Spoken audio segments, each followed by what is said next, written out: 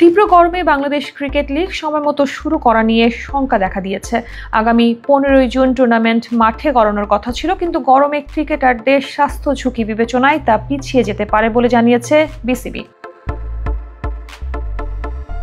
BCB tournament কমিটির chairman Akram Khan বলেন যে আবহাওয়া পরিস্থিতি তাতে অনেক গরম, ক্রিকেটারদের কথা চিন্তা করতে হচ্ছে গরমের কারণে।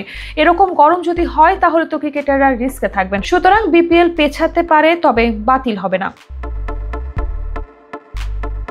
তীব্র গরমে ক্রিকেট খেলতে গিয়ে চলতি বছরেই তিক্ত অভিজ্ঞতা হয়েছে দেশের ক্রিকেটারদের। ডিপিএল এর ম্যাচ খেলতে গিয়ে হার্ট অ্যাটাক করেছিলেন তামিম ইকবাল। আবার ম্যাচ চলাকালে আম্পায়ার গাজী সোহেলের হিট স্ট্রোকের ঘটনাও নাড়িয়ে দিয়েছিল দেশের ক্রিকেটকে। মে মাসে বিসিএল মাঠে গড়ানোর কথা থাকলেও নিউজিল্যান্ড এ দল ও দক্ষিণ আফ্রিকা ইমার্জিং দল বাংলাদেশে থাকায় তা পিছিয়ে জুনে নেওয়া হয়। তবে বর্তমান আবহাওয়া পরিস্থিতিতে সময়সূচি আবারও পরিবর্তন হতে পারে বলে ইঙ্গিত দিয়েছে বিসিবি।